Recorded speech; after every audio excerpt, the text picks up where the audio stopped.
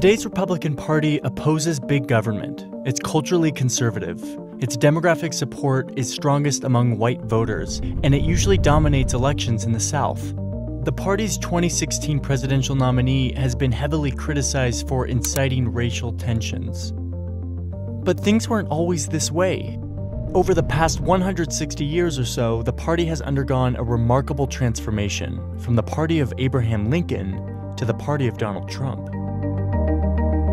To understand how the GOP got this way, you have to go back to when it first came into existence, in 1854, just 7 years before the Civil War. There are two parties at this point, the Whigs and the Democrats. America is quickly expanding westward, and there's an intense debate over whether or not new states should permit slavery. The Democratic Party, with strong support in the South, has become increasingly pro-slavery. But the Whigs are divided on the issue. Their northern supporters are really afraid that the growing number of slave states would have too much political influence, which they feared could really hurt free white workers economically. So in 1854, the country is debating whether or not the territories of Kansas and Nebraska should allow slavery. The Whigs can't agree, and the party ends up collapsing. The former Whigs in the North form a new party that will fight against letting slavery expand any further.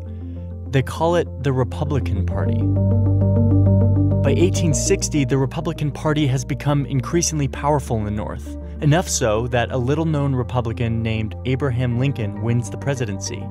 Even though Lincoln promises he won't interfere with slavery in states that already have it, he and his party are still too anti-slavery for the South to tolerate.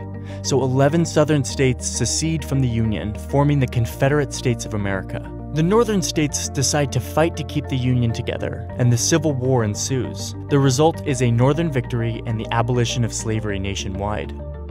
After the war, Republicans begin fighting to ensure that recently freed slaves in the South have their rights. A year after Lincoln's assassination, the party passes the Civil Rights Act of 1866. They fight to make sure that black men have the same right to vote, with new laws and constitutional amendments. But something had happened during the Civil War that began changing the young Republican Party.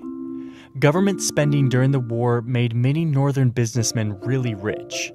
Gradually, these wealthy financiers and industrialists start taking more and more of a leadership role in the Republican Party. They want to hold on to power, and they don't think that fighting for black rights in a mostly white country is the best way to do that. Meanwhile, the South is resisting these new racial reforms, often violently.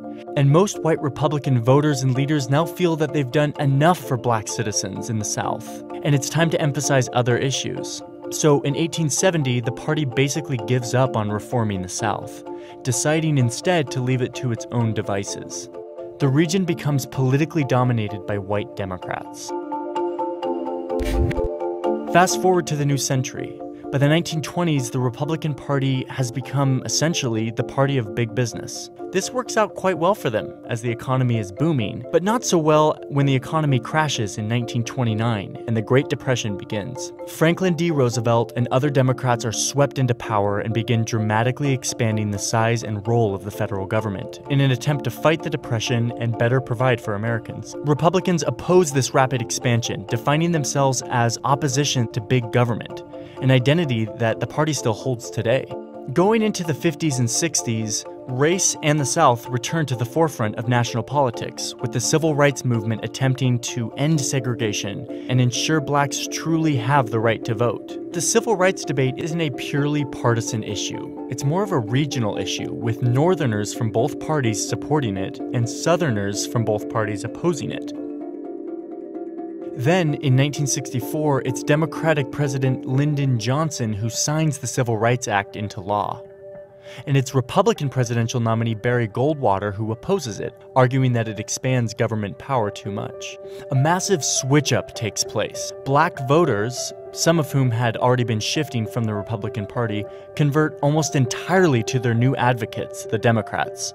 The white voters in the South, who had been staunch Democrats, start to really resent the big government interference here and in other matters like abortion rights and school prayer. Over the next 3 decades, whites in the South switch to the GOP, which makes the South an overwhelmingly Republican region. By the 1980s, the party begins to resemble the GOP we are familiar with today. Republicans elect Ronald Reagan, who promises to fight for business interests, lower taxes, and traditional family values. As the 21st century begins, America is going through a major demographic shift in the form of Hispanic immigration, both legal and illegal. Democrats and business elites tend to support reforming immigration laws so that the over 10 million unauthorized immigrants in the U.S. would get legal status. On the Republican side, tough on immigration policies and rhetoric became popular. But this ends up costing the Republicans when, in 2012, Mitt Romney loses his bid for the presidency. He gets blown out among Hispanic voters.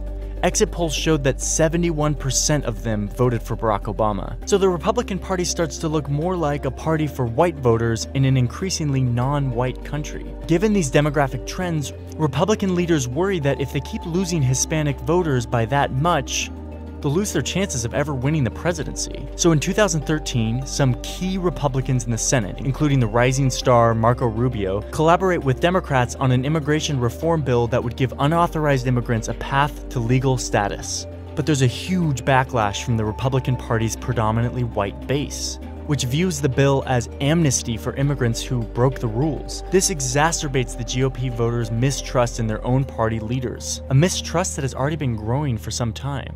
And that makes the political landscape of 2015 fertile ground for a figure like Donald Trump, an outsider businessman who wants to build a wall on the border of Mexico.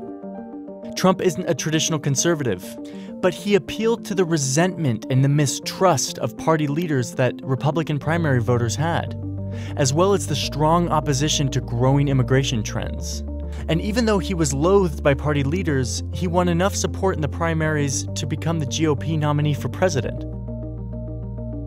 So now, the Republican Party is once again at a major crossroads as it tries to meet the political challenges of the 21st century.